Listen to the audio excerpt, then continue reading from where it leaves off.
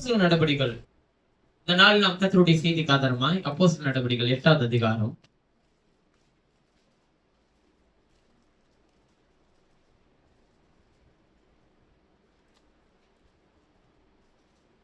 அப்போஸ்தலர் நடபடிகள் 8வது அதிகாரம் 27வது வசனத்திலிருந்து அந்தபடி 27, 28, 29 3 வசனத்தை வாசிக்கலாம். அந்தபடி அவன் எழுந்து போனான். அப்பொழுது எத்தியோப்பியருடைய ராஜஸ்திரியாகிய கந்தாகிய என்பவனுக்கு மந்திரியும் அவளுடைய பொக்கிஷம் எல்லாவற்றிற்கும் தலைவனுமாயிருந்த எத்தியோப்பியனாகிய ஒருவன் பணிந்து கொள்ளும்படி எருசலேமுக்கு வந்திருந்து ஊருக்கு திரும்பி போகும்போது தன் ரதத்திலே உட்கார்ந்து ஏசாயா தீர்க்கதரிசி நாகமத்தை வாசித்துக் கொண்டிருந்தான். ஆவியானவர்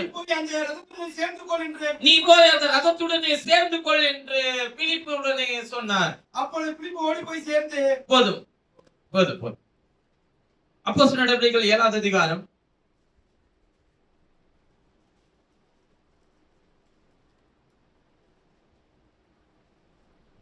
18வது வசனத்திலிருந்து வாசிக்கிறார். யோசேப்பை அறியாத வேறொரு ராஜா தோன்றின காலமளவும் ஜனங்கள் எகிப்திலே அவன் நம்முடைய ஜனங்களை வஞ்சிக்கிறாய் அவன் நம்முடைய ஜனங்களை வஞ்சனையாய் நடப்பித்து நம்முடைய பிதாக்களின் குழந்தைகள் உயிரோடு இராதபடிக்கு அவர்கள் அவைகளை வெளியே போட்டு விடும்படி செய்து அவர்களை உபத்திரவப்படுத்தினான். அக்காலத்திலே மோசே பிறந்து திவ்ய சௌந்தரியமுள்ளவனாய் இருந்து 3 மாதங்களும் தன் தகப்பன் வீட்டிலே வளர்க்கப்பட்டான். போட்டுவிட்ட போது பார்வோனுடைய குமாரத்தை அவனை எடுத்து தன்னுடைய தனக்குள்ளையாக வளர்த்தால் மோசே எகிப்தியருடைய சகல சாஸ்திரங்களிலும் கற்பிக்கப்பட்டு வாக்கிலும் செய்கையிலும் வல்லவனானான். அவனுக்கு 40 வயதான போது அப்போது அவனுக்கு 40 வயதான போது இஸ்ரவேல் தன்னுடைய சகோதரரை கண்டு சந்திக்கும்படி சகோதரரை கண்டு சந்திக்கும்படி அவனுடைய இருதயத்தில் என்ன உண்டாயிற்று. அப்பொழுது அவர்களில் ஒருவன் அநேகமாக நடத்துகிறதை அவன் கண்டு அவனுக்கு துணை நின்று எகிப்திலே வெட்டி சுற்றப்பட்டவனுக்கு நியாயம் செய்தான். தன்னுடைய கையினாலே தேவன் தங்களுக்கு ரட்சிப்பை தருவார் என்பதை தன்னுடைய சகோதரர் அறிந்து கொள்வார் என்று அவன் நினைத்தான். அவர்கள் அதை அறியவில்லை. போதும் அவர்களோ அதை அறியவில்லை. இந்த நல்ல அற்புதமான காலை நேரத்தில் நான் பேசும்படி எடுத்துக்கொண்ட என்னுடைய மைய பொருள், நீ போய் அந்த ரதத்துடனே சேர்ந்து கொள் என்கிற தலைப்பின் கீழ் இருந்த உங்களோடு பேச விரும்புகிறேன். நீ போய் அந்த ரதத்துடனே போய் சேர்ந்து கொள். தேவன் இந்த உலகத்திலே மாம்சத்தில் வெளிப்பட்ட போது நம்முடைய சீஷர்களை ஆதி அப்போஸ்தலர்களை பயன்படுத்தின விதத்தில் மிக அற்புதமான ஒரு காரியம்தான் அப்போஸ்தலனாகிய பிலிப்புவை அந்த ரதத்தோட போய் சேர்ந்து கொள் என்று சொல்லுகிறார். ஏன் அவர் அந்த ரதத்தோட சேர்ந்து கொள்ள சொல்லுகிறார்? இன்றைக்கு ஆவிக்குரிய உலகத்திலே எல்லாரும் ஒருவருக்கொருவர் ஐக்கியப்பட வேண்டும் என்று விரும்புகிறது உண்டு. குடும்ப ரீதியாக, சகோதரர்களாக, ஊழியர்களாக, இப்படி எல்லா விதத்திலும் ஐக்கியப்பட வேண்டும் என்று விரும்புகிறது உண்டு. சரிதான். ஏனென்றால் தேவன் தம்முடைய சுய ரத்தத்தினாலே நாம் ஒவ்வொருவரையும் சம்பாதித்து வைத்திருக்கிறார். அப்படி வைத்திருக்கும் போது உங்களுடைய குடும்பத்துக்கும் சில பிரச்சனைகள் இருக்கலாம். இங்க இருக்கிற ஒவ்வொரு குடும்பத்துக்கும் தனிப்பட்ட பிரச்சனைகள் இருக்கலாம். கர்த்தருடைய ஊழியனாய் உங்களுடைய பிரச்சனைகளுக்குள்ளே நான் வரும்போது இதை இப்படி செய்யக்கூடாது, இதை இப்படி செய்யுங்க அப்படின்னு நான் சொல்லும் போது, கர்த்தருடைய வேதம் இப்படி சொல்லி இருக்கு நான் சொல்லும் போது, எனக்கு தெரியும் உன் வேலையை பார்த்துட்டு போன்னு சொல்ல முடியுமா? ஏன்? எனக்கு உங்க குடும்பத்துக்கு என்ன சம்பந்தம்? நீ யாரு பிரதர் எங்களோட குடும்பத்துக்கு ஆலோசனை சொல்ல அப்படின்னு சொல்ல முடியுமா? சொல்ல முடியாது. ஏன்? ஒரு வேலைக்காரனாய், ஒரு சகோதரனாய், ஒரு ஊழியனாய், ஒரு எல்லா குடும்பத்திற்குள்ளும் எல்லா சூழ்நிலைகளுக்குள்ளும் நீங்கள் கர்த்தருடைய வார்த்தையை விட்டு விலகுகிற ஒவ்வொரு நெருக்கடியான தருணத்திற்குள்ளும் வந்து ஒரு காரியத்தை சொல்லும் போது ஒரு நீதிமானாய், ஒரு வசனத்தை பெற்றுக் கொண்டவனாய் நீங்கள் அதை ஏற்றுக்கொள்கிறீர்கள். அது செய்றீங்களா இல்லையோ, முதல்ல அப்படி சொல்லி என்னை வெளியே அனுப்பாம, இல்ல கர்த்தருடைய வேலைக்காரனா சொல்றான் ஏற்றுப்போம், இல்லைன்னா அதுக்கு ஒப்புரவாகுவோம், சரிப்படுத்துவோம் அப்படின்னு இன்னைக்கு என்ன வரலனாலும் இன்னைக்காச்சும் ஒரு எண்ணம் வரணும். இப்ப உங்கள் ரதம் எப்படிப்பட்டதா இருக்கும்? அததான் நான் பேச விரும்புகிறேன்.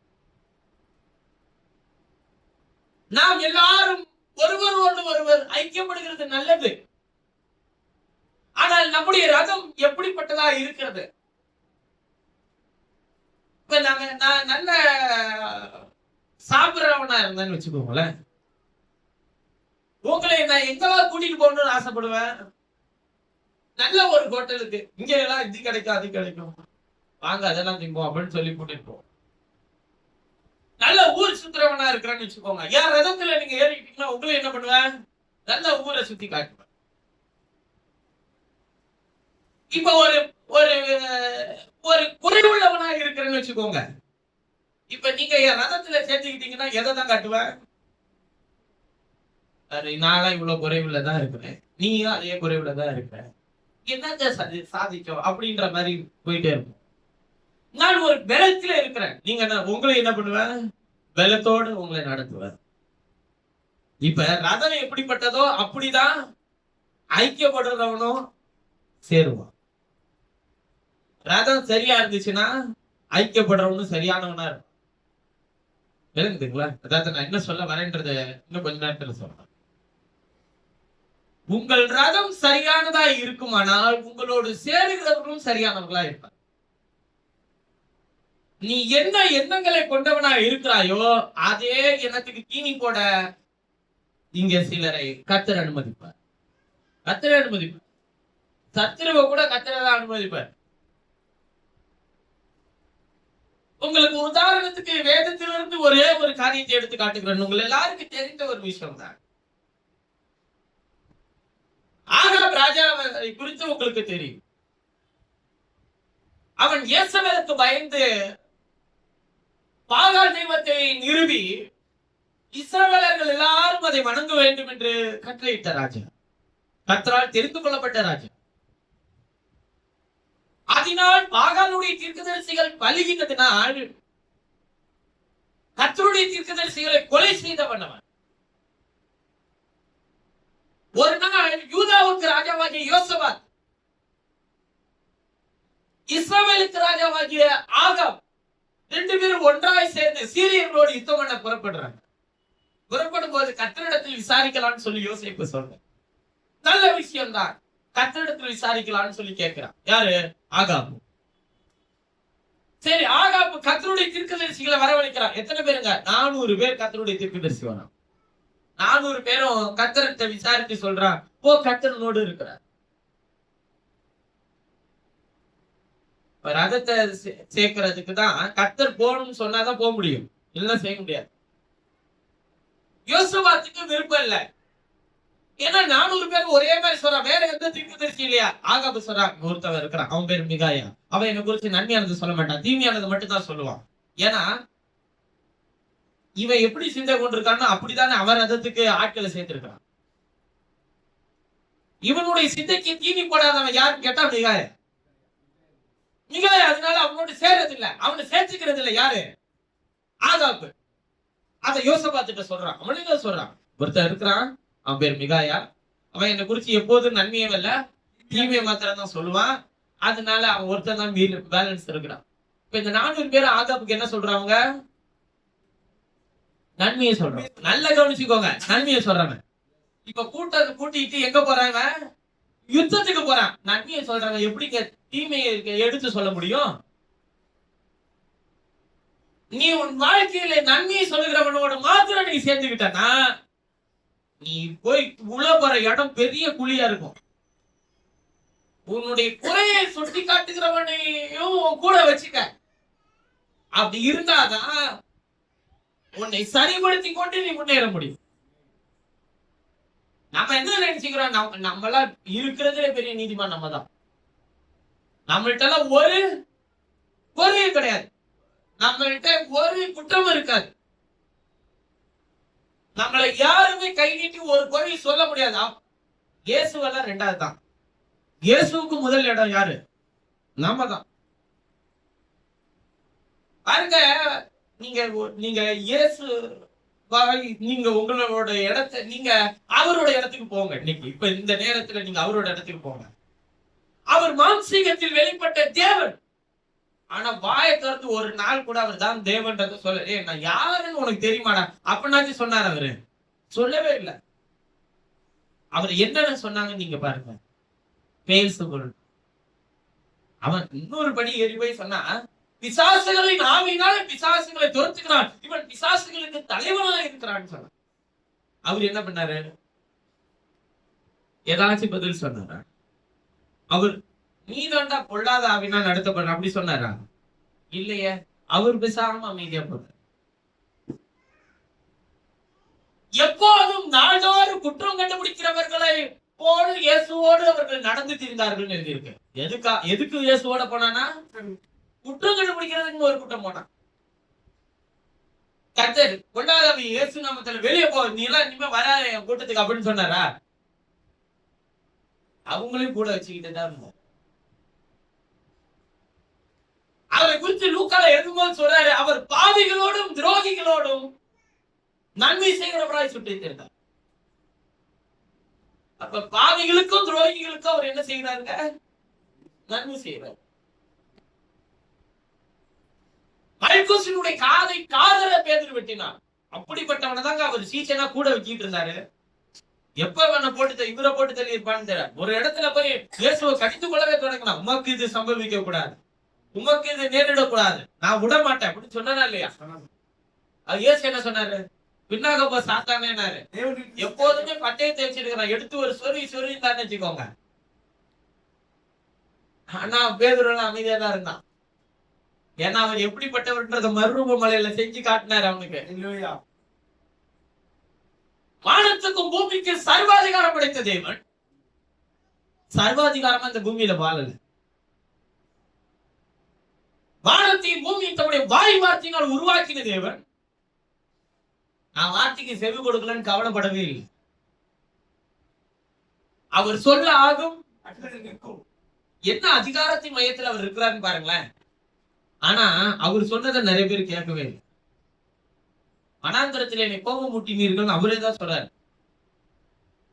அவர் அமைதியா போறாரு, அவரு விட்டு கொடுத்து போறாரு, அவரு எல்லாத்தையும் செய்யறாரு. ஏன்னா அவரு வச்சிருக்கிற ரதம் அப்படிப்பட்டது. நீங்க அந்த ரதத்தோட சேர்ந்துக்கணும்னா நாம எப்படி இருந்தா சேர்த்துப்பேன். இப்ப ஒண்ணு வேணாம். என்னுடைய செய்தியினுடைய விஷயம் என்னன்னா, எப்படி கந்தாகிய மந்திரி ஒரு ரதத்தின் மீது ஏறி பயணம் செய்தார், அந்த ரதத்தோடு கூட கர்த்தருடைய ஆவியானவர் தம்முடைய ஊழியக்காரனை போய் சேர்த்து கொள்ளினார். எந்த ரதத்தோட? அந்த ரதத்தோட. அது கந்தாகிய மந்திரியோட ரதம் சொல்ல, அந்த ரதத்தோட சேர்த்துக்கொள். இப்ப கர்த்தருடைய ஆவியானவர் உங்களோடு சேர்ந்து கொண்டு பயணம் செய்யணும்னா உங்கள் ரதம் எப்படிப்பட்டதா இருக்கு? அதாவது ரதம் நான் சொல்றது உங்கள் எண்ணங்கள், உங்கள் சிந்தனைகள், உங்கள் ஜீவியம். நீங்கள் எப்பேற்பட்ட ஜீவியத்தை உடையவர்களா இருந்தால் கர்த்தருடைய ஆவியானவர் உங்களோடு சேர்த்துக் கொள்வார். ஒன்றே ஒன்றுதான். கந்தாகிய மந்திரி கர்த்தரை தொழுது கொள்ள வந்திருந்தான். எருசலேமுக்கு வந்து தொழுது கொண்டு போன பிறகு அப்படித்தான் எழுதி இருக்க. அவன் தொழுகையை முடித்த பிறகு ஏசாயாவின் தீர்க்கதரிசன புத்தகத்தை ரதத்திலே உட்கார்ந்து வாசித்துக் கொண்டிருந்தான். அப்போது கர்த்தருடைய ஆவியானவர் பிலிப்புவை நீ போய் அந்த ரதத்தோட சேர்ந்து கொள் என்று சொன்னார். எதுக்கு? யுத்தம் பண்ணவா? அவனுக்கு வியாக்கியானிக்க, அவனுக்கு வழிகாட்ட, அவனை அவரோடு கூட சேர்த்து கொள்ள. பிலிப்பு அந்த ரதத்தோட சேர்ந்து கொண்டான். அந்த வாசித்துக் கொண்டிருக்கிற ஏசாயாவின் தீர்க்கதரிசன புத்தகத்தில் எழுதியிருக்கிற வசனங்களை பிலிப்பு கந்தாகிய மந்திரிக்கு வியாக்கியானித்தான். அவர்தான் மெய்யாகவே பாடுகளை சுமந்து தீர்த்த தேவாட்டுக்குட்டி என்பதை அவனுக்கு வெளிப்படுத்தி பேசினார். பிலிப்பு அவனை கர்த்தரிடத்துக்கு திருப்பினான். பிலிப்பு கர்த்தருடைய வார்த்தையை வியாக்கியானித்தான். பிலிப்பு கர்த்தருடைய வார்த்தையை அவனுக்குள்ளே வைத்தான். அப்பொழுது கந்தாகிய மந்திரி சொன்னான், நான் ஞானஸ்நானம். அவன் கேட்டான், நீ ஞானஸ்நானம் வரணும்னு சொன்னானா? சொல்லியிருக்கவே மாட்டான். வசனத்தை அறிந்து கொண்ட போது, நான் ஞானஸ்நானம் பெற எது தடை இருக்கா? ஒரு தடையில ரதத்தை நிறுத்தினான். தண்ணீர் இருந்தது, தண்ணீரிலே ஞானஸ்நானம் பண்ணப்பட்டான். பிலிப்பு திரும்பவும் தன் வழியை போனான். நல்ல விளங்கி போங்க. உங்கள் ரதத்தோடு கர்த்தருடைய ஆவியானவர் சேர்த்து கொண்டதனுடைய மெய்யான நோக்கம் உங்களை அந்த மெய்யான ரட்சிப்புக்கு கொண்டு வருகிறதற்காக தான். நீ எந்த இடத்தில் இருக்க வேண்டும் என்பதை கர்த்தர் தீர்மானிக்கிறாரோ அங்கே அவர் உன்னோடு கூட சேர்ந்து கொள்ள வல்லவராக இருக்கிறார். இதுல நீங்க எடுக்கிற டிசிஷன்ல தான் இருக்கு. உன் சிந்தனையில கர்த்தருடைய வசனத்துக்கு முக்கியத்துவம் கொடுத்தா அவர் உன்னோட இணைந்திருப்பார். உன் சிந்தனையில கர்த்தருடைய வசனத்துக்கு முக்கியத்துவம் கொடுக்கலன்னா அவர் உன்னோட இணைந்திருக்க மாட்டார். சிம்பிள், அவ்வளவுதான். அதாவது நான் நேற்று தினத்துல இந்த செய்தி எடுக்கிறதுக்கு முன்னாடி யோசிச்ச ஒரே ஒரு காரியம், இது எனக்கு கொடுத்த தேவன், என் கைகளில் கொடுத்திருக்கிற தேவன். இதை வாசிக்கிறதும், இதை நேசிக்கிறதும், இதை கை கொள்கிறதும் என்னுடைய விருப்பம். நான் நேசிக்கிறதை ஒருவருக்கு காண்பிக்க முடியாது. நான் வாசிக்கிறதை ஒருவருக்கு என்ன பண்ண முடியாது, காண்பிக்க முடியாது. நான் கை கொள்ளுகிறதை மாத்திரம்தான் நீங்கள் காண முடியும். அப்படியானால் நீங்கள் எல்லாரும் பார்க்கிற ஒரு இடம் இங்கு கை கொள்ளுதல். அப்ப அதை கவனமாய் செய்ய வேண்டிய இடத்திலே நாம் இருக்கிறோம். ராஜாத்த கர்த்தர் உருவாக்கி கொடுத்ததனுடைய நோக்கம் உட்கார்ந்து நீங்கள் அவருடைய வசனத்தை தியானிக்கிறது, உங்கள் ஜீவியத்திலே அவரை குறித்து சிந்திக்கிறது இருக்கு. இதை விட்டுட்டு ரதம் போகுமா, ஓட்டுறது யாரு, நம்ம நினைச்ச இடத்துக்கு இந்த ரதம் போகுமா, நடுவில் நிறுத்தி ஏதாச்சும் டீ காபி வாங்கி தருவானா, இத பத்தி எல்லாம் யோசிக்க கூடாது. நம்ம ரதத்துல நம்மளுடைய சிந்தனை எப்படி இருக்கணும், நம்முடைய ஜீவியத்துல ஐயோ மோசமான இந்த நாளை நான் மறக்கணும்னு நினைக்கிறேன். இந்த ஜீவியத்துக்குள்ள நான் வந்திருக்கவே கூடாது பிரதர். இந்த வாழ்க்கை எனக்கு பிடிக்கல பிரதர். காரணம் உன் சிந்தையில நீ அவரை குறித்து சிந்திக்காமல் உன் ஜீவியத்தை குறித்து சிந்தித்து. இதுதான் நான் ஒரு ஆளை எடுத்து வச்சிருக்கிறேன் பைபிள்ல இருந்து. அப்போஸ்தலர் நடவடிக்கைகள் 7வது அதிகாரத்தில் ஒரு நபர் இருக்கிறார் பாருங்க. இது ஸ்தேவான் பிரசங்கித்த பிரசங்கம். 7வது அதிகாரம் முழுசும். அதுல அவர் சொல்லுகிறார் 18வது வசனத்தில் வாசிக்கும் போது, யோசிப்பை அறியாத வேறொரு ராஜா தோன்றின காலம் அளவும் ஜனங்கள் எகிப்திலே பலிக்கு பெருகினார்கள். அவன் நம்முடைய ஜனங்களை வஞ்சனையாக நடப்பித்து நம்முடைய பிதாக்களின் குழந்தைகள் உயிரோடு இராதபடிக்கு அவைகளை வெளியே போட்டு விடும்படிக்கு செய்து அவர்களை உபத்திரவப்படுத்தினான். அக்காலத்திலே அந்த உபத்திரவத்தின் காலத்திலே அந்த வெளியே போட்டுவிட்ட காலத்தில தான் மோசே பிறந்து திவ்ய சௌந்தரியம் உள்ளவனாய் இருந்து 3 மாத வளவும் தன் தகப்பன் வீட்டிலே வளர்க்கப்பட்டான், மறைத்து வளர்க்கப்பட்டான். அவன் வெளியே போட்டுவிட்ட பின்பு பார்வோனுடைய குமாரத்தி அவனை எடுத்து தனக்கு பிள்ளையாக வளர்த்தான். மோசே எகிப்தியருடைய சகல சாஸ்திரங்களையும் கற்பிக்கப்பட்டு வாக்கிலும் செய்கையிலும் வல்லவனான. அவனுக்கு 40 வயதான போது, நல்லா விளங்கிக்கோங்க, 40 வயதான போது கர்த்தர் ஒரு காலத்தை குறித்த போது இஸ்ரவேல் புத்திரராகி தன்னுடைய சகோதரனை கண்டு சந்திக்கும்படி அவனுடைய இருதயத்தில் எண்ணம் உண்டாயிற்று. இந்த எண்ணத்தை உண்டாக்குனது யாரு? கர்த்தர் தான். கர்த்தர் ஒரு நாளை வச்சிருப்பாரு. அந்த நாளில் அந்த எண்ணத்தை உண்டாக்குவார். நீங்க எப்படி நினைக்கிறீங்கன்னா, எல்லாத்தையும் செஞ்சு கர்த்தர் கொண்டு வந்து கையில கொடுத்தணும். அதுக்கப்புறம் நம்ம என்ன பண்றது? அது அப்படியே சாப்பிடுறது மட்டும் தான் நம்முடைய, அது கூட கஷ்டமா இருக்கு. அதை விற்கணும், எடுக்கணும், வைக்கணும், ரொம்ப கஷ்டப்பட்டேன். நல்லா வழங்கிக்கோங்க. கர்த்தர் முதலாவது உங்களை குறித்து ஒரு சித்தத்தை செய்ய விரும்பினார், உங்களை கொண்டு ஒரு சித்தத்தை செய்ய விரும்பினார். முதல்ல உங்க எண்ணத்தை தூண்டி விடுவார். நீ யாரு? நீ யாருக்கென்று தேர்ந்தெடுக்கப்பட்டவர்? பிரதர், நான் ரொம்ப உங்கள்கிட்ட ஒரு மன்னிப்பு கேட்கணும்னா, நான் ரொம்ப முக்கியமான ஒரு விஷயத்த சொல்றேன். இது உங்களுக்கு காயப்பட்டாலும் எனக்கு அதை பத்தி கவலை இல்லை. இந்த மாதிரி எண்ணங்கள் உங்களுக்குள்ள கர்த்தர் தோற்றுவிக்கலன்னு வச்சுக்கோங்களேன், நீங்க ரொம்ப டேஞ்சர் ஜோன்ல இருக்கீங்கன்னு அர்த்தம். உங்களுக்கும் கர்த்தருக்கு என்னவே இல்லைன்னு அர்த்தங்க. சம்பந்தம் இல்லை. நீ கவனமா நீ கர்த்தரிடத்துக்கு திரும்பி வந்து, கர்த்தாவே என்னை கொண்டு நீர் என்ன சித்தம் வைத்திருக்கிறீர், அதை என்னோடு பேசும், அதை என் இருதயத்தில் உணர்த்துன்னு சொல்லி கேட்க வேண்டிய இடத்துல நீங்க இருக்கிறீங்க. கவனமா இருக்க, கவனமா இருக்க. இந்த எந்த உணர்வுமே இல்லாத ஜன மாதிரி எல்லாம் கர்த்தர் யாரையும் வச்சிருக்க மாட்டார். அவரு எல்லாத்தையும் செய்யறவர் இல்ல, அவர் எல்லாத்தையும் உங்களை கொண்டு செய்யறவர். அப்ப அதுக்கு முதல்ல அவர் என்ன பண்ணுவாருன்னா, போதும்பா சாமி, நீ நெருக்கடியான காலகட்டத்துல தான் பிறந்த, அதெல்லாம் இந்த ரைட்டு தான். உன்னை எவன் கொண்டு போடணும்னு நினைச்சான், அவன் வீட்டுல உன்னை வளர்த்த கருத்து தான், அதெல்லாம் நான் உன்னை பாத்துக்கிட்டா சரி. இப்ப நீ எத்தனை வயசு ஆயிடுச்சு? 40 வயசு ஆயிடுச்சுல. உனக்கும் ஒரு குறிப்பிட்ட வயசு வந்துருச்சுல, உனக்கும் அறிவு வந்துருச்சுல. இப்போ என்ன எங்க இருக்கணும்னு கேட்டா, எல்லா வாக்கிலும் செய்கையிலும் வல்லவனா, எகிப்தினுடைய சாஸ்திரத்தெல்லாம் கட்டு தெரிஞ்சவனா இருந்தாலும் ஒண்ணுமே இல்ல, அதெல்லாம் குப்பை, அதை தூக்கி ஓரமா போடு. நீ எகிப்தியன் இல்ல, நீ எபிரேயன்னாரு. அவ்வளவுதான் அவன் உடைக்கப்பட்டாங்க. நீ யார் இல்ல? நீ எகிப்தியன் இல்லையா, நீ எபிரேயன். எபிரேயன் என்றால் என்ன அர்த்தம்?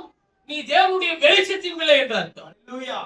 நீ தேவனுடைய வார்த்தைக்கென்று தேர்ந்தெடுக்கப்பட்டவன் என்று அர்த்தம். நீ உலகத்தான் அல்ல, தேவனுடைய வசனத்துக்கென்று தேர்ந்தெடுக்கப்பட்டவன். நீ வெறுமனையான ஒரு சாதாரண விசுவாசி அல்ல, நீ தேவனுடைய வார்த்தையை விசுவாசிக்கிற விசுவாசி. நீ அவர் நாமத்தை கற்பிக்கிற விசுவாசி. நீ அவருடைய நாமத்தை உயர்த்துகிற விசுவாசி. நீ அவரை கிரியிலே காண்பிக்கிற விசுவாசி.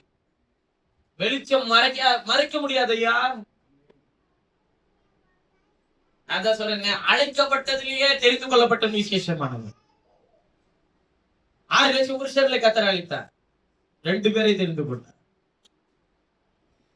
அழைக்கப்பட்ட கூட்டத்துல தான் தெரிந்து கொள்வாரே தவிர, தெரிந்து கொள்றதுக்கு தனியா ஒரு கூட்டத்தை அழைச்சிட்டு வர மாட்டேன். உங்களிலிருந்து தான் சிலரை தெரிந்து கொள்வார். எதுக்கு தெரிந்து கொள்றாரு? அவர் நாம மகிமைப்பட, அவர் சித்தத்தை செய்ய, அவர் நோக்கத்தை நிறைவேற்ற. முதல்ல நமக்கு இவ்வளவு காலங்கள் வரையிலும் நான் என்னையுமே நான் திட்டிகிட்டே இருக்கிறாங்க, இன்னமுமே முடி சித்தத்தின்படி எல்லாம் நீர் எனக்கு செய்யும், நீர் உமக்கு விருப்பமானது என்னுடைய வாழ்க்கையில் நடப்பு. எவ்வளவு நாள் நான் இந்த தவறான ஜெபத்தை பண்ணியிருக்கிறேன், என்ன மன்னி ஆண்டுகிறேன்னு சொல்லி நான் கேட்டிருக்கிறேன் இன்னமுமே. ஏனென்றால் அவர் சித்தத்தை செய்யும்படிக்கு தெரிந்து கொள்ளப்பட்ட பாத்திரங்கள் தான் நீங்களும் நானும். நம்மளை கொட்ட அவர் சித்தத்தை செய்ய வச்சிருக்கிறாருன்னா நாம அவரை பார்த்து என்ன சொல்றோம்? உம்முடைய சித்தத்தை நேர், உம்முடைய சித்தத்தை நேர். ஆண்டு சார், நீ என்ன பண்ற? இப்ப நான் உங்கள்கிட்ட ஒரு ஜெபம் சொல்றேன், அது சரியா இல்லையன்றத நீங்க சொல்லுங்க. புனித பிலிப்புவே எனக்காக வேண்டிக் கொள்ளும், புனித பவுலே எனக்காக நீர் வேண்டிக் கொள்ளும், புனித பேதுருவே நீர் எனக்காக வேண்டிக் கொள்ளும், புனித மகதலேனா மரியாளே எனக்காக நீர் வேண்டிக் கொள்ளும், புனித இயேசுவே நீர் எனக்காக வேண்டிக் கொள்ளும். இப்படி நீ இருக்கிற எல்லா அப்போஸ்தலர்களும் எல்லாரையும் பார்த்து எனக்காக ஜெபிச்சுக்க அப்படின்னு சொல்லிட்டு முடிச்சிடறேன்னு வச்சுக்கோங்க. நீங்க என்ன பண்ணுங்க? நீ என்ன பத்துக்கு இருக்கிறேன்னு கேட்பீங்களா இல்லையா? இது எப்படி தப்புன்னு உங்களுக்கு தோணுதோ, உங்களுடைய சித்தத்தை நிறைவேற்றும் சொல்றதும் தப்பு. ஆண்டவர் சொல்றாரு, உன்னை எதுக்கு வச்சிருக்க? நீ எதுக்குதான் இருக்கிற? எகிப்துக்கு போகாத, இங்கே தெரிஞ்சிரு அப்படின்னு ஈசா கிட்ட சொன்னாரு. ஈசாக்கு என்ன பண்ணா? அவரு இப்ப எனக்கு தாக எடுக்குது ஆண்டவரே, நீர் இன்றைக்கும் எலியாவை பூசிக்கிற தேவன் மாறாதவரா இருக்கிற, காகத்தை அனுப்பும், காக என்ன தண்ணிய வாயில அழிட்டு வந்து அவங்க வாயில ஊத்தும். இல்ல, அன்னைக்கு எலியாவை பூசித்து நடத்தினாரு. எலியா வெளியே போக முடியாது. அங்க வெளியே போனாக்கா அவன் குடிச்சு கொண்டு போட்டுருவான்ற பயத்துல இருந்தான். இப்ப உங்களை யாரு கொல்றதுக்கு காத்துட்டு இருக்க? ஒருத்தனும் இல்ல. ஆனாலும் சோம்பேறியா வீட்டுல கர்த்தர் எலியா போச்சு போல என்னையும் போசிப்பாரு. இப்படிதே போசிக்க மாட்டாரு. சிம்மஸ்வர போசிக்க மாட்டாரு. நிறைய ஊழியர்கள் தவறான நம்பிக்கை கொண்டிருப்பாங்க அந்த எலியா மேட்டர்ல. என்னன்னு கேட்டீங்கன்னா, முதலில் சுடுகிற அப்பத்தை கொண்டு வந்து சாரிபாத்தினுடைய ஊராகிய அந்த விதவை கொண்டு வந்து முதலில் சுட்ட அப்பத்தை ஊழியக்காரனுக்கு கொடுத்தாள். அப்பொழுது அந்த வீட்டிலே பஞ்சகாலம் முடிகிறவரையும் எண்ணெயும் மாவும் குறையாது இருந்தது. அது போல நீ முதலில் இருக்கிற காரியத்தை கொண்டு வந்து ஊழியக்காரன் கைகளில் ஒப்படைச்சு விடு, உனக்கு குறையாதபடி தேவன் ஆசீர்வதிப்பார். நீ எலியா இல்ல, முதல்ல அதை தெரிஞ்சுக்க. அவன் பஞ்ச காலத்திலும் இல்ல, அது முதல்ல நல்லா தெரிஞ்சுக்கணும். அவன் எதுவுமே இல்ல, அவன் பஞ்ச காலத்திலும் இல்ல. அப்ப ஏன் பைபிள் அது எழுதப்பட்டிருக்கு? ஏன் அதை எழுதி இருக்கிறாரு? நான் சொல்றேன், இப்ப நான் இவ்வளவு காலமா நீங்க எப்படி கேட்டுட்டு இருக்கீங்க? முதலில் கொண்டு வந்து கர்த்தருடைய வேலைக்காரனுக்கு கொடு. கர்த்தர் உன்னை பஞ்ச காலத்தில் முடிகிற வரையில் உன்னை போஷிக்க வல்லவராயிருக்கிறார். நல்லா இருக்குல்ல, கேட்க நல்லா இருக்கா இல்லையா? அப்படித்தானே எழுதி இருக்கு. இதுல என்ன தப்பு இருக்கு சொல்றது இல்ல? என்ன தப்பு இருக்கு? எவ்வளவு தப்பு இருக்கு தெரியுங்களா அப்படி சொல்றது இல்ல?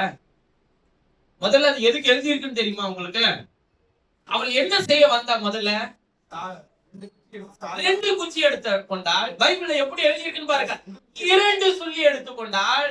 தானும் தான் பிள்ளையும் கடைசி அப்பத்தை சுட்டு சாப்பிட்டு மரித்து போகிறோம் என்று சொன்னார். எலியாவிட்ட சொன்ன ஸ்டேட்மெண்ட் தான். அப்ப எலியா சொன்னா, அப்ப அந்த சாவுக்கு ஏதுவான அப்பத்தை ஏன்ட்ட கொடு, உனக்கு ஜீவ அப்பத்தை நான் தரேன். அல்லேலூயா, ஆமென். இப்ப சாவை எடுத்துக்கொண்டான் எலியா. முதல் அப்பத்தை எடுத்துக்கல. முதல் அப்பம் சாவான அப்பம். உனக்கு இருக்கிற ஒரு அப்பம் தானே சுட போற, அது சாப்பிட்டு சாவு போறல, அந்த அப்பத்தை என்கிட்ட கொடுத்துரு. ஜீவனுக்கான அப்பம் உனக்கு குறையவே குறையாது. ஜீவன்னா என்னைக்கு இருக்கணும்ல, இருந்துச்சா இல்லையா? அது குறையாது. சாவுக்கு அப்பத்தை சாப்பிட்டு எலியா செத்து போயிட்டானா, அதையும் பைபிள்ல மென்ஷன் பண்ணிருக்கு. அவன் அதை புசித்த பிறகு புசியாமலும் குடியாமலும் 40 நாள் நடந்து தெரியும். எதை சாப்பிட்டு? சாவுக்கு எதுவான அப்பத்தை சாப்பிட்டுட்டு 40 நாள் நடந்துருங்க. நீ நோக்கத்தை மாத்தி எப்படி பிரசங்கிக்கிற? இப்ப இவன் எதை விசுவாசிப்பான்? இப்ப எதை விசுவாசி? முதல்ல கொண்டு வந்து கொடுத்துட்டான். ஆனாலும் என்ன வந்துட்டே இருக்கு? குறை வருது. அவன் வந்து விரும்பி கேட்கிறான். முதல்ல கொடுத்துட்டேன், கொடுக்க வேண்டியதெல்லாம். அப்படி இருந்து ஏன் குறை வருது? நீ நல்லா ஜோம் பண்ணல, அதான் உன் தரிசனியம் உன்னை விட்டு போகவே போகாது. நீ இன்னும் விளங்கல. நீ கர்த்தருடைய வார்த்தைக்கு கீழ்படுகிறது இல்ல. இங்க உங்களை குற்றப்படுத்த 1000 விஷயம் இருக்கு. உன்னை சரிப்படுத்த ஒண்ணு கூட இல்லை. ஆனா எலியா குற்றப்படுத்தல, சரிப்படுத்த.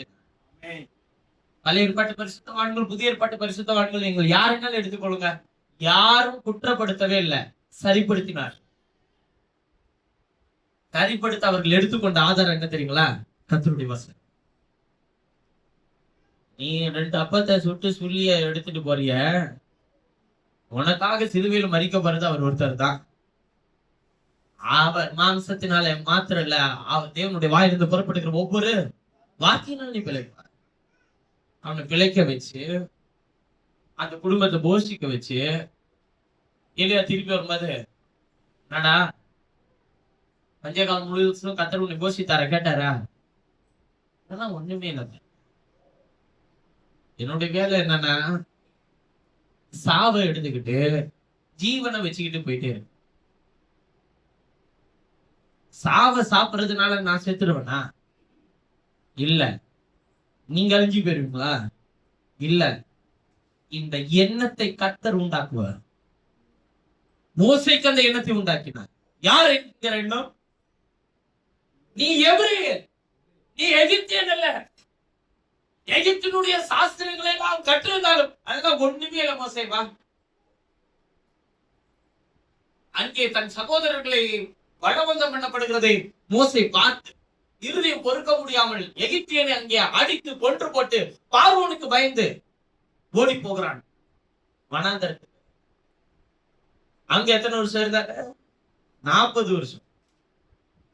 இப்ப எத்தனை வருஷம் ஆயிடுச்சு? 80 வயசு ஆயிடுச்சு. கர்த்தர் முச்செடி நடுவில் அதர்சனமா, இப்ப நீ எபிரேயன் இல்லை, இனிமேல் என்னுடைய வேலைக்காரன். இப்ப நீ 40 வருஷம் எபிரேயனா வாழ்ந்துட்டல, எத்திரோவினுடைய ஆடுகளுமே. 40 வருஷம் எகிப்தியனா வாழ்ந்தான் பார்வோனுடைய வீட்டுல. 40 வருஷம் எபிரேயனா வாழ்ந்தான், எத்திரோவினுடைய ஆடுகளை மேய்ச்சிக்கிட்டு. ஆனா கர்த்தர் மறுபடியும் உன்னை சந்திக்கிறார். முதலில் எண்ணத்தை உண்டாக்குவார், முதலில் பாதுகாப்பார், இரண்டாவது எண்ணங்களை உண்டாக்குவார், மூன்றாவது உங்களை சந்திக்க வருவார். எரிகிற முச்செடி நடுவில் அதர்சனமானார் மோசேக்கு. அவனை சந்தித்தார். நீ எபிரேயன் மாத்திரம் இல்ல, நீ எகிப்தியன் ஐயா. சரி, எகிப்தியன் அல்ல, எபிரேயன் ஐயா. இனிமேல் எபிரேயர்களுக்கு ஊழியம் செய்ய நான் உன்னை வேலைக்காரனை தேர்ந்தெடுக்கிறப்பா. எப்ப 400 வருஷம் ஆபிரகாமுக்கு சொன்னேன் எகிப்தில அடிமையா இருப்பான்னு, அவர்களை மீட்பர் ரட்சகரா நான் உன்னை இருப்பேன் வாடான்னு சொல்லி கூப்பிட்டாரு. நான் சொன்னேன், நான் திக்கு வாய் வந்தேன். சரி பரவாயில்ல, இருந்தாலும் வா, உனக்கு வாய ஆரணம் வச்சிருக்க வா.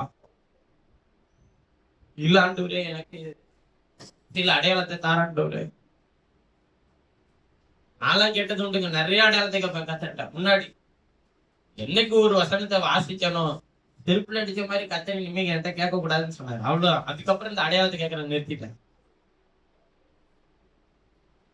இந்த பொல்லாத உபச்சார சந்ததி என்ன இடத்துல அடையாளத்தை கேட்கிறாருன்னு சொன்னாரு பாருங்க. நான் உபச்சார சந்ததி இல்ல ஐயா, நான் நம்முடைய பிள்ளை, என்னை விட்டுற ஐயா, எனக்கு நீர் அடையாளமா இரு, என்னை நடத்து, என்னை போசி, என்னை காப்பாட்டு, என்னன்னாலும் செய், எனக்கு ஒரு அடையாளம் வேண்டாம், நீர் மட்டும் இருந்தா போ. மோசே ஒரு அடையாளத்தை கேட்க, ஆண்டவரே நீர் தானா அப்படின்னு கேட்கல. ஆண்டவரே அவரே சொன்னார், கைய மடியில போடு, வெளியே எடுத்து பாரு, வெண்குஷ்டம் போல இருந்துச்சு. திரும்ப மடியில போடு, அது என்ன ஆச்சுங்க, மறுபடியும் பழையதா மாறிச்சு. அப்புறம் எகிப்தில இருக்கிற தண்ணீர் எடுத்து, நதியில இருக்கிற தண்ணீர் எடுத்து நீ ஊற்றுனாரு, தரையில ஊற்றுனோடனே ரத்தமா மாறிச்சு. அப்புறம் சொன்னாரு, கோல், உன் கையில இருக்கிற கோலை கீழே போடு, பாம்பா மாறிச்சு. பயந்து விலகி ஓடினா, மறுபடியும் அது வாழை புடினாரு, புடிச்சான், மறுபடியும் அவன் கையில அது என்னவா மாறிச்சு, கோலா மாறிச்சு. இப்ப இதெல்லாம் பார்த்ததுக்கு அப்புறம் கத்துக்கு சொல்றாரு, நான் உன்னை இதுக்குதான் அமைச்சிருக்கிறேன், நீ வா, நான் உன்னை கொண்டு ஒரு காரியத்தை செய்யணும். சரி, இப்ப இதெல்லாம் என்ன அடையாளமா? இதெல்லாம் என்ன அடையாளம்? ஃபர்ஸ்ட் கோலை கீழே போடுன்னு சொன்னாரு, பாம்பா மாறிச்சு. ஏன்னா நான் கடைசியா சொல்லிட்டேன், அண்ணன் முதல்ல நடந்தது என்னன்னா கோலை கீழே போடு, பாம்பா மாறிச்சு. அதான் ஃபர்ஸ்ட் நடந்துச்சு. ரெண்டாவது வெண்குஷ்டம், மூணாவது ரத்தமா மாறிச்சு, தண்ணீர் ரத்தமா மாறிச்சு.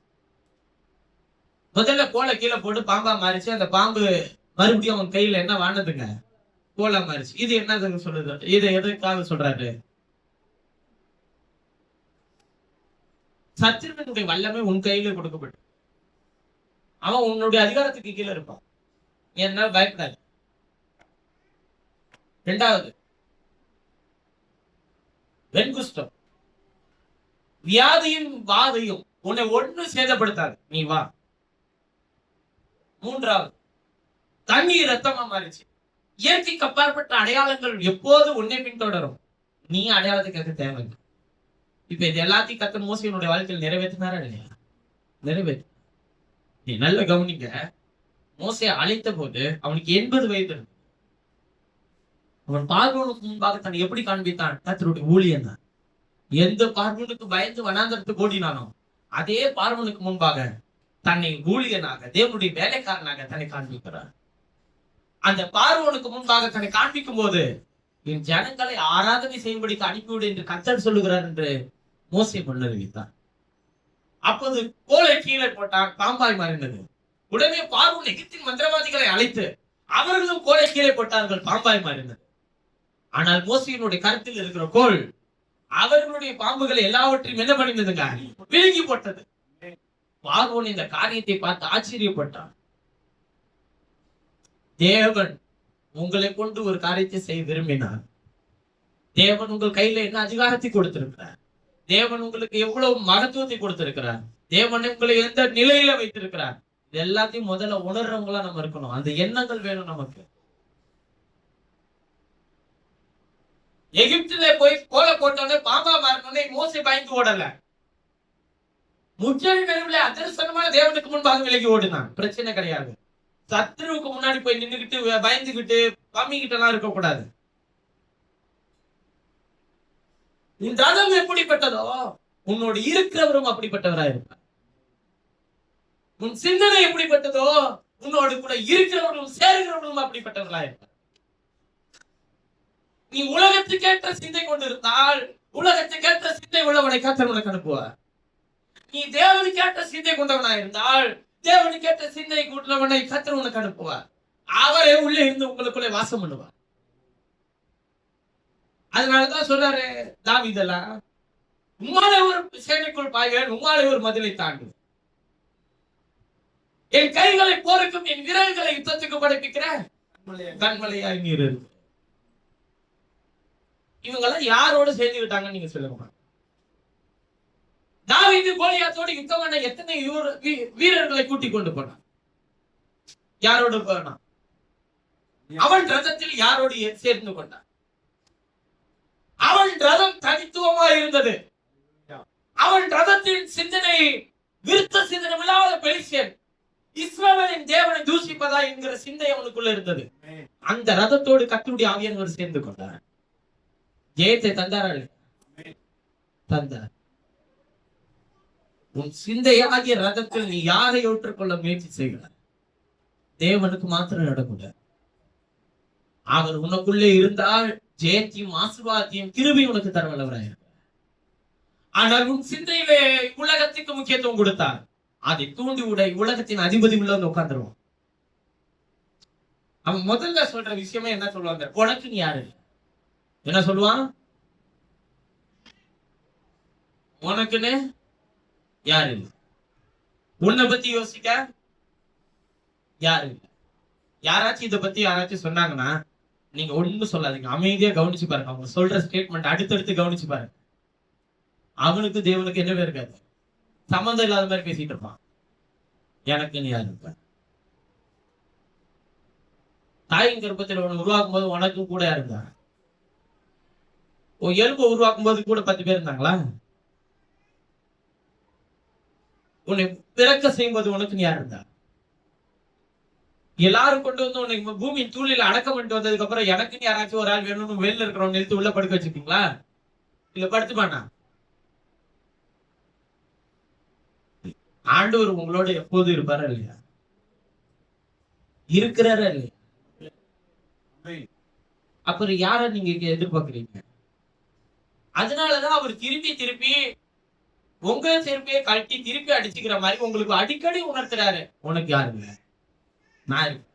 உனக்கு யாரு இல்ல, நான். ஆனா நம்மளே அதை திருப்பி எனக்கு யாரு இல்ல, எனக்கு யாரு இருக்கா? அவசர உனக்கு ஒருத்தனை இல்லையா, நான் தான் இருக்கிறேன்ல. அப்புறம் ஏன் நீ வாயில எனக்கு கர்த்தர் இருக்கிறான்னு சொல்றியா? கண்டாய மந்திரி அவன் ரதத்துல அவன் ஏசாயா தீர்க்கதரிசன புத்தகத்தை வாசித்து கொண்டு போகிறான். என்கிட்ட ஒரு ஊழியர் சொன்ன, உனக்கு நீ யாரையாச்சும் ஏற்படுத்தி, எனக்குன்னு ஒருத்தர் வேணும். அவன் கர்த்தருக்கு எதையாச்சும் ஒண்ணு யாராச்சும் செஞ்சா போதும், அவ்வளவுதான். இல்ல பலவீனமா ஏதாச்சும் உனக்கு சுகவீனமா இருந்துச்சுன்னா யாரும் உன்னை பார்த்து அனுமதிக்கிறவரே பார்த்துக்கட்டும். அதை அனுமதிக்கிறவரே அவரு பார்த்து பாருயா. இல்ல அது வழியாதான் நான் முடியும், எனக்கு போகணும்னு இருக்கா, கர்த்தர் சந்தோஷமா அதுக்கு பாதியில போனாரு, நான் ஏத்தமா இருக்கேன். அது வரையிலும் என் ஜீவன் இந்த நாசியில இருக்கிற வரையிலும் அவருடைய வேலையை உத்தமமா உண்மையா செய்து முடிக்க நான் ஓடிட்டே இருக்கேன். அதுல எந்த தடையும் இருக்கா, தொய்வு இருக்கா. ஏன்னா நான் செய்தது யாருக்குன்றத நான் அறிஞ்சு வச்சிருக்கேன். எனக்குள்ள இருக்கிற என்ன யாருடையதுன்றது தெரியும், எனக்குள்ள இருக்கிற விருப்பம் யாருக்கு இருக்குன்றது தெரியும். நீங்க என்னை திட்டிட்டீங்கன்னு வச்சுக்கோங்களேன், சந்தோஷமா இருப்பேன். காயப்படுத்தினீங்கன்னு வச்சுக்கோங்க, இன்னும் ஒரு படி சந்தோஷமா இருப்பேன். இன்னும் கொஞ்சம் வேதனைப்படுத்தினீங்கன்னு வச்சுக்கோங்களேன், இன்னும் அதிலும் சந்தோஷமா இருப்பேன். காரணம் என்னன்னா, இனிமே கர்த்தர் என்னை கொண்டு ஏதோ ஒண்ணு செய்ய போற காத்திருக்கிறேன், பொறுமையா இருக்கிறேன். வரும் பாருங்க, அப்படி ஒன்னொன்னு எடுத்து மண்டையில வச்சு உடைக்கிற மாதிரி கர்த்தர் சூழ்நிலை அனுப்பாரு. எல்லா விஷயத்தையும் கடந்து வர தேவன் அனுக்கிரகம் பாரு. அது முதல்ல இது எடுத்துக்கிற விதங்கள்ல தான்.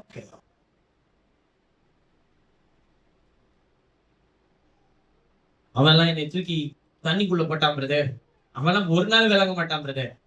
நாசமா தான்டா நீங்களா போவீங்க. தண்ணியில போட்டதுனால தான்டா உள்ள கத்தர் ஒரு ஜீவனை வச்சிருந்தாரு. அவன் போடலன்னா அவன் செத்து போயிருவான். நீ போட்டதுனாலதான் உள்ள உன்னை காப்பாற்ற கத்தர் வச்சிருந்தாரு. இப்ப நீங்க யாரை திட்டுறீங்க? போட வச்சவனையா போட்டவனையா? நீங்க மறைமுகமா போட வச்சவனை திட்டிட்டு இருக்கீங்க. போட வச்சவரை அவரை திட்டிட்டு இருக்கீங்க. அவனுக்கெல்லாம் மனசாட்சிங்கிறதே இல்லை. அவனுக்கு மனசாட்சி இல்லாத அவன் மனசை கடினப்படுத்தினது காத்து. அவன்கிட்ட அனுப்பி விட்டது யாரு? அவன்கிட்ட போய் பேச சொல்லி அனுப்பி விட்டது யாரு? 80 வயசு கிளம்புங்க, பாவங்க. அவன் பாட்டுக்கு எத்தனை நாட்டுகளை மேய்ச்சி முடிச்சுட்டு அவன் பாட்டுக்கு இலைப்பாரிட்டு போயிட்டே இருக்கலாம். அவனை அழைச்சி இந்த ஜனத்தை நடத்தணும். அது ஒரு ஆள் 2 ஆள் இல்ல, 6 லட்சம் பேரு. ஏற்கனவே அவர் சொன்னதே அவன் கேட்காதவன். இப்ப போய் சொல்ற கர்த்தர் இருக்கிறவர் என்னை உங்களிடத்துக்கு அனுப்பினார்னு சொன்னா ஒருத்தவனு கேட்கல. என்ன சொன்ன தெரியுங்களா? எந்த ஜனத்துக்காக ஊழியம் செய்ய போனாரோ அந்த ஜனங்கள் மோசையை பார்த்து நீ போய்விடும், எகிப்தின் பார்வோனிங்களை அதிகமாக வேலை வாங்குகிறான் நீ இருக்கிறதுனால சொன்னா இல்லையா? நீங்களா இருந்தா என்ன பண்ணுவீங்க? இந்த படுகொலைகளுக்காக நான் வந்தேன் பாரு, இவங்களால எனக்கு இன்னும் செருப்படி எல்லாம் இன்னும் எனக்கு தேவையா? நீங்க நினைப்பீங்களோ இல்லையா? நானே அப்படிதான் நினைப்பேன். இவங்களுக்காக நான் ஏன் வந்தேன்? அவனே சொன்னான், கையெடுத்து கும்பிட்டு போயிரு. 2 செங்கல் சுட்டவன் 10 செங்கல் ஒரு நாளைக்கு சுட வேண்டியதாயிடுச்சு. 2 செங்கல் சுட்டவனுக்கு 1 படி கோதுமை கொடுத்துட்டு இருந்தவன் இப்ப 1/2 படி, 10 செங்கல் சுட 1/2 படி கோதுமை தான் கொடுக்குறான். பார்வோன் யார் வந்ததுனால? மோசே வந்ததுனால. தேவன் வந்துட்டா என்ன நினைச்சிருவீங்க நீங்க? நிறைவு வரணும், வலிக்கு ஓடணும், பாத்திரம் நிரம்பணும் அப்படின்னு நினைப்பீங்க. ஒரு முதல்ல உள்ள வந்தோடனே எல்லா கழிவையும் கழிக்கிறதுக்குன்னு எல்லாத்தையும் குறைவாக்குவார். இல்ல நீ எப்படி நிக்கிற, என்ன பண்ற, என்ன செய்யற, என்ன வாட்டி விடுற, எல்லாத்தையும் கவனிச்சு பார்ப்பார். அப்புறம் பார்வோனால ஒரு கட்டத்துக்கு மேல இப்ப நான் அனுப்பி பார்வோன்ட்ட பேச வைக்கிறாரு. அவன் அதை ஏற்றுக்கொண்டு அவனை அனுப்பி விட்டுறலான்னு அவனுக்கு மனசு வரும்போதெல்லாம் கர்த்தர் பார்வோனுடைய இருதயத்தை என்னப்படுத்துறாருங்க, அனுப்பிடாத. அனுப்புன்னு சொல்லி ஒருத்தவன் அனுப்புனவன் பைத்தியக்காரனா? இல்ல அனுப்பிடலான்னு அவன் நினைக்கும் போது அவன் இருதயத்தை கடினமாக்குனது அவன் பைத்தியக்காரன். 2த்தையும் செய்ய வைக்கிறது யாரு? நீங்க சூழ்நிலையை பார்த்து கண்ணாப்பினான்னு திட்டிட்டு இருக்கீங்க. ஒண்ணும் இல்ல, அதை உருவாக்கி கொடுத்தது அவரு தான். அட்மாஸ்பியர் நல்லா இருந்துச்சுன்னா பிரச்சனையே இல்லை பிரதர். எனக்கு ஏன் இந்த முள்ளுகளுக்குள்ளும் நெருஞ்சல்களுக்குள்ளும் தேவன் என்னை ஏன் வாசம் பண்ண வச்சிருக்கிறார்? அதுக்குள்ளதான் நீ இருக்கணும்னு வச்சிருக்கிறாரு. செழிப்பான இடமாங்கி இந்த ஆபிரகாமை கர்த்தர் வயிற்று வழி நடத்துனது போல எனக்கும் இந்த செழிப்பெல்லாம் கிடைக்காது. பிரதர், ஆபிரகாம வழி நடத்துனது செழிப்புன்னு உனக்கு யாராச்சும் சொன்னாங்கன்னா நீ போய் படிச்சு பாரு, அது செழிப்பா இல்லையா? செழிப்பு தான். ஆனா என்ன மாதிரி செழிப்புன்னு கேட்டீங்கன்னா எல்லாரையும் விட்டுட்டு இழந்து போன ஒரு செழிப்பு. போட்டாங்க, லோத்து போயிட்டான்ல, கவலைப்பட்டான் ஆபிரகாம. சரி, லோத்த புடிச்சிட்டு போயிட்டான், இன்னொரு ராஜா யுத்தம் பண்ணி புடிச்சிட்டு போயிட்டான். நீங்களா இருந்தா என்ன பண்ணுவீங்க? போடா சாப்பிடா பொண்ணு போடுற அவனை அப்படின்னு அவனுக்கு லெட்டர் எழுதும் அந்த ராஜாவுக்கு. இவனை விட்டுறாத, புடிச்சிட்டு போனதோட மாத்திரம் இல்ல, போட்டு தெரியுறேன்.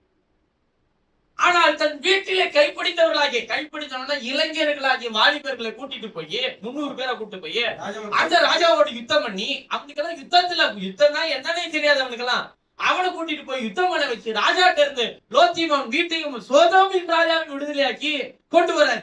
யாருக்காக? இந்த ஒரு பயலுக்காக ஒரு தேசத்தையே விடுதலையாக்கி கூட்டிட்டு வர்றாரு. கூட்டு வரும்போது சோதோமின் ராஜா சொல்றான், ஜனங்களை எனக்கு தந்துடும், என் இருக்கிற எல்லா பொருளையும் எடுத்துக்க. நான் உன்னைய விடுதலையாக்க நான் வரலையா? என்னுடைய சகோதரன் உன்னோட இருந்ததுனால 1 நிமிஷம் அவனையும் குடிச்சிட்டு போயிட்டான், அவனை விடுதலையாக்க தான் நான் வந்தேன். உன்னாலே சரட்டையாகிலும் வாரையாகிலும் வாங்கி நான் சீமான் என்று பேர் எடுக்காதபடிக்கு தேவன் எனக்கு மேன்மையானதை தந்திருக்கிறார் சொன்னா நம்மளா இருந்தா அப்படியே தாண்டா சான்ஸே, எல்லாத்தையும் கொடு, கஷ்டப்பட்டதுக்கு ஒரு பலன் வேணும்ல தம்பி. இருந்து நான் இவ்வளவு தூரம் ஓட்டு வந்திருக்கிறேன், என்ன சும்மா சாதாரண விஷயம் இல்ல. என்ன சொல்றீங்க? வீட்டுல 300 பேரு சொல்ற, எனக்கு இல்லைன்னாலும் பரவாயில்ல, 300 பேருக்கு எடுத்துட்டு போட்டான், அவன் நல்லா இருக்கட்டும். வேணாயா, அது வேணா.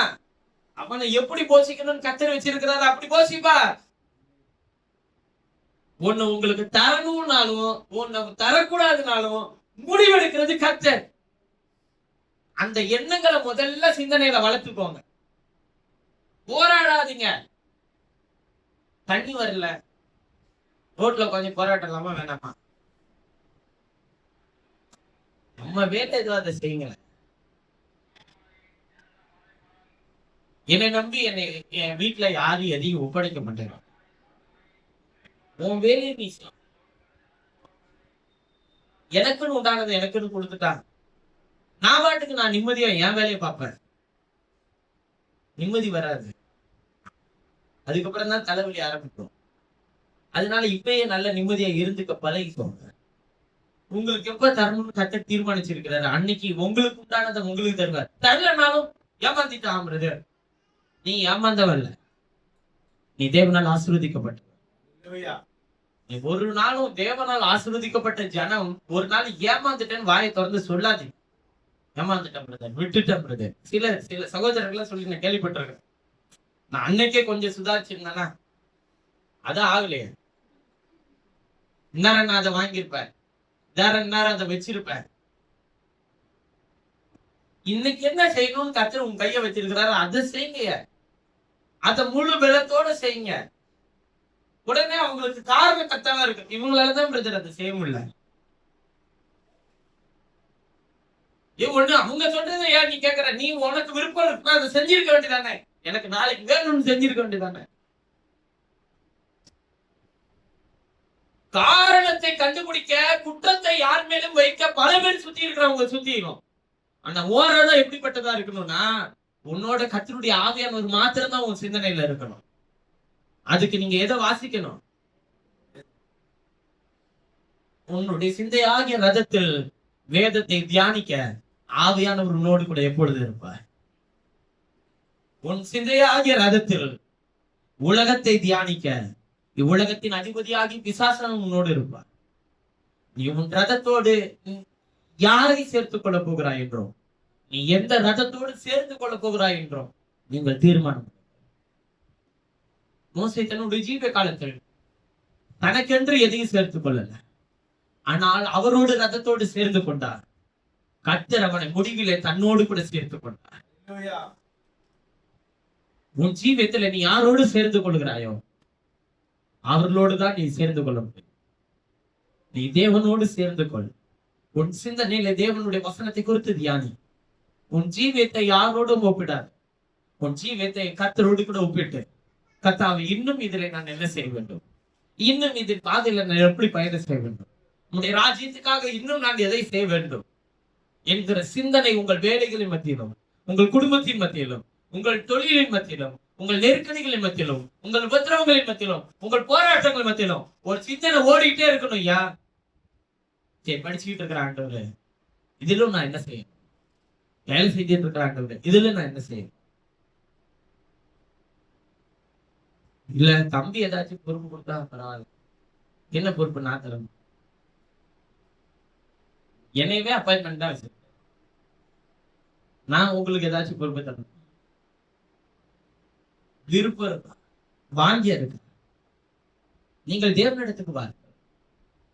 கர்த்தர் உங்களுடைய சிந்தனையை அதற்கேற்று தகுதிப்படுத்தி இருக்கிறார் என்பதை தெரியப்படுத்தும் போது அதன் பாதியில் உங்களை கர்த்தர் அழகா என்ன பண்ணிட்டு போவாருங்க, நடத்திட்டு போவார். தம்பி இந்த வாரம் நான் இந்த மாசம் நான் உசுறு போய் பிரேயர் நடத்திட்டு வரேன், சந்தோஷமா சொல்லுங்க.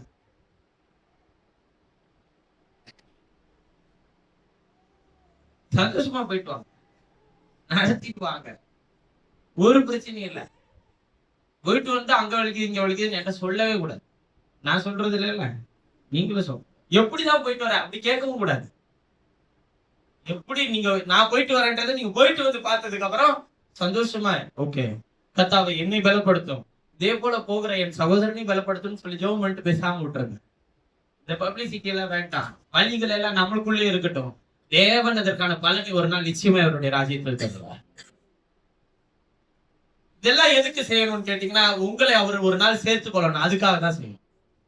உங்களுடைய படிப்பு அவரோடு சேர்த்துக் கொள்ளணும், உங்களுடைய வேலை அவரோடு சேர்த்துக் கொள்ளணும், உங்க குடும்பம் அவரோடு சேர்த்துக் கொள்ளப்படணும், அவருடைய இந்த ஊழியம் அவரோடு கூட சேர்த்துக் கொள்ளப்படணும். காரணம், ரதத்தில் தேவனை குறித்த சிந்தனையும் கர்த்தருடைய வசனத்தை தியானிக்கிற எலும்பு இருந்துச்சுன்னா உங்களோட அவர் இருப்பார். எப்போது நான் ஒருத்தன் தான் இருக்கிறேன், பரவாயில்ல, அதை பத்தி கவலை இல்லை, அவருக்கு ஒருத்தர் இருந்தா போதும். இல்ல நமக்கு ஆளுங்கெல்லாம் நிறைய இல்ல பிரதர், சப்போர்ட் பண்ண ஆள் இல்ல, நிறைய ஊழியர்கள்லாம் என்ன சொல்லுவாங்க, உங்களுக்கு இருக்கிற மாதிரி ஆட்கள்லாம் எங்களுக்கு இல்ல பிரதர், எனக்கு இருக்கிற ஆட்கள் மாதிரி உங்களுக்கு இல்லையா? ஐயா, எனக்கு இருக்கிற ஆட்களை வேணா நீ வச்சுக்க. இவங்க எல்லாரையும் சப்போர்ட் பண்ண சொல்லு. எப்படி சப்போர்ட் பண்ண சந்தோஷமா எடுத்துப்போ. டெய்லி உனக்கு சப்போர்ட் பண்ணுவாங்க. நான் அவங்க எல்லாரும் நமக்கு இருக்கிற ஆட்கள்லாம் நமக்கு ரொம்ப சப்போர்ட் பண்றாங்கன்னு அவங்களுடைய பார்வை. ஆனா எனக்கு தெரியும் இந்த ஆட்கள் எந்த அளவுக்கு நமக்கு சப்போர்ட் பண்றாங்க. நான் அவங்கள்ட்ட சொல்றது, என் ஆட்கள் மாதிரி சப்போர்ட் பண்ண யாராலையும் உலகத்துல என்ன பண்ணாது முடியாது. அவங்களுடைய உதவி இல்லைன்னா ஒண்ணுமே நான் செய்ய முடியாது அப்படின்னு நான் அவங்கள்ட்ட சொல்லிடுவேன். ஆனா எனக்கு தெரியும் நம்ம ஆட்களுடைய உதவி எப்படி, நம்ம ஆட்களுடைய பலன் எப்படி, நம்ம ஆட்கள். ஏன்னா எல்லாருக்கும் கமிட்மெண்ட் இருக்கு இல்லையா?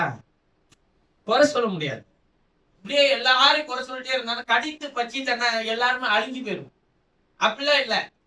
அவங்க சூழ்நிலை என்னன்றது முதல்ல நான் புரிஞ்சுக்கணும். அவங்களுக்கு ஒரு குடும்பம் இருக்கு, அதை பார்க்கணும். அதை பார்த்து கீத்து அதுக்கு வாய் கல்வியெல்லாம் கை கல்வியெல்லாம் கொண்டு வந்து அதை சேர்க்கறதுக்கு பெரிய வேலை இல்லையா? வந்தாங்களா? வந்தாலே இருக்கிற என்னையோ வந்ததோ என்ன வேலையோ அதை பாக்குறது கிடையாது. ஏன் இவங்களாம் வரல? அவங்களுக்குன்னா எது மேலேயும் ஒரு இதே இல்ல. இப்ப இது யார தூண்டுறது நீங்க நினைக்கிறீங்க? இப்ப என்னைய என் வாயை தூண்டி இப்ப நான் யாரு மேலயாச்சும் வராத அது மேல நீ வர்றது இல்லையா? நீ ஒழுங்கா வந்து உனக்கு விருப்பமே இல்லையா? கத்துக்குடி ராஜ்யத்தின் மேல உனக்கு விருப்பம் இல்லையா? நீ இதை செய்யணும்னு உனக்கு ஆசை இல்லையா? எனக்கு அதெல்லாம் எதுவுமே நீ பேச மாட்டேன். கர்த்தர் உங்களை கொண்டு வந்திருக்கிறாரா? நீ இதெல்லாம் கர்த்தர் உங்களை கொண்டு வரலையா?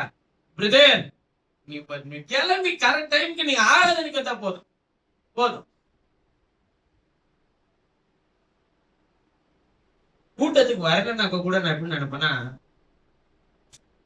இவங்களுக்கு எல்லாம் பாரு இந்த உணர்வே இல்லை அப்படின்னு நினைக்க மாட்டேன்.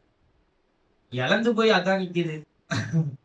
இந்த கூட்டத்துக்கு வந்து வசனத்தை கேட்டு பலனடைய பாவம் அது கொடுத்த கத்தாவே இதனுடைய ஆசீர்வாதத்தை அவர்களுக்கு தாரும்.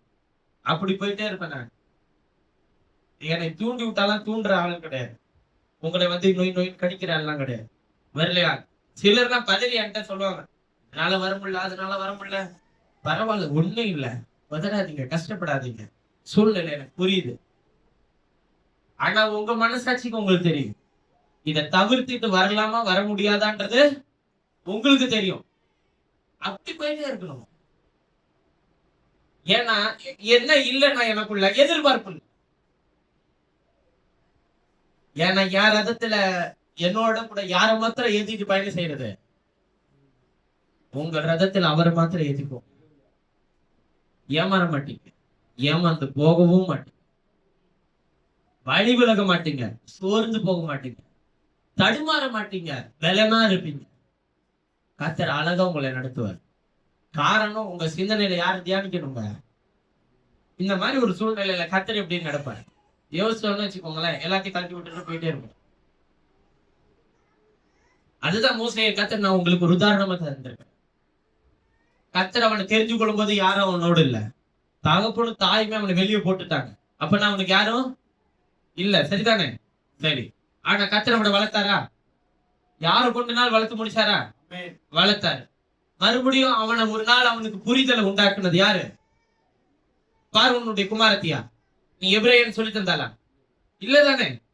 கர்த்தரை உண்டாக்குனாரா? எகிப்தை விட்டு வெளியே வர வச்சாரா? மறுபடியும் எகிப்துக்கு போய் ஜனங்களை விடுதலையாக்க வச்சாரா? திரும்பவும் அந்த ஜனங்களை நடத்தி முடிச்சு தன்னோடு கூட சேர்த்துக்கிட்டாரா?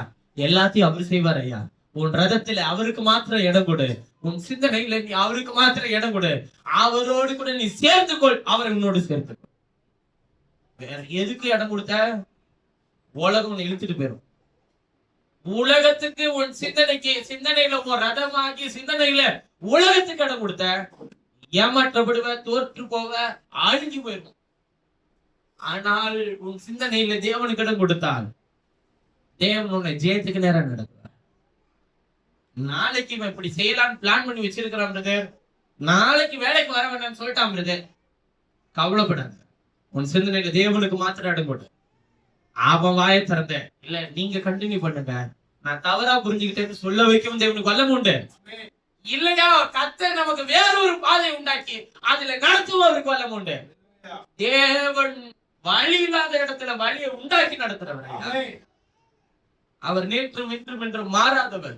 அன்றைக்கு ஜனங்களை நடத்தின அதே கர்த்தர் இன்றைக்கு மாறாதவராய் உங்களை நடத்த வல்லவராய் இருக்கிறார். நாம் விசுவாசத்தோடு அந்த ரதத்தோடு சேர்ந்து பயணம் செய்வோம். கர்த்தர் உங்களை ஆசீர்வதித்து நடக்கும். நாம் யார் ஜெபம் செய்வோம். எங்களை நேசிக்கிற எங்கள் பரலோக பிதா, அந்த ரதத்தோடு சேர்ந்து கொள் என்று நீ சொன்னீர். உம்மை குறித்து சிந்திக்கிறவர்களோடு சேர்ந்து கொள்ள எங்களுக்கு உதவி செய்யும். உம்மை குறித்து சிந்தனை எனக்கு தார். என் ரதத்தில் எப்பொழுதும் உண்மை சேர்த்துக் கொள்ள உதவி செய்யும். கர்த்தருடைய ஆவியானவர் என்னுடைய ரதத்தில் யாரை சேர்க்க வேண்டும் என்று விரும்புகிறோம் சேர்த்து நடத்தும், காத்துக்கொள்ளும். நம்முடைய பிள்ளைகள் எந்த காரியத்தில் எல்லாம் பலவீனப்பட்டிருக்கிறார், நம்முடைய பிள்ளைகள் எந்த காரியத்தில் எல்லாம் சோர்ந்து போயிருக்கிறார், நம்முடைய பிள்ளைகள் எந்தெந்த காரியத்தில் எல்லாம் உடைந்து போயிருக்கிறார், இந்த ரதத்தோடு நீர் சேர்ந்து அவர்கள் சிந்தனைகளை முடித்துக்கு திருப்பி ஒப்பு கொடுக்கிறார். வாலிபர்கள், சிறு பிள்ளைகள், படிக்கிறவர்கள், குடும்பஸ்தர்கள், வேலை செய்கிறவர்கள் எல்லாருடைய ரதங்களோடும் நீர் சேர்ந்து கொள்ளும். அவர்களை நடத்தும், காத்துக்கொள்ளும். எல்லா கனத்தையும் மிகுமே நீர் எடுத்துக்கொள்ளும். மீட்பெரும் பிரச்சனையாகிய இயேசுவின் உன்னதமான நாமத்தில் விடுதலை செய்கிற ஜீவனோட நல்ல பிதாவே, என் ஆத்மாவே கர்த்தரை சோதரி, என் முழுவதுமே அவருடைய பரிசுத்த நாமத்தை சொல். என் ஆத்மாவே கர்த்தரை சொல். மற்ற செய்த சகல உபகாரங்களையும் வருவாதே. ஆமென். இடுப்பில் இணைக்கப்பட்ட எல்லா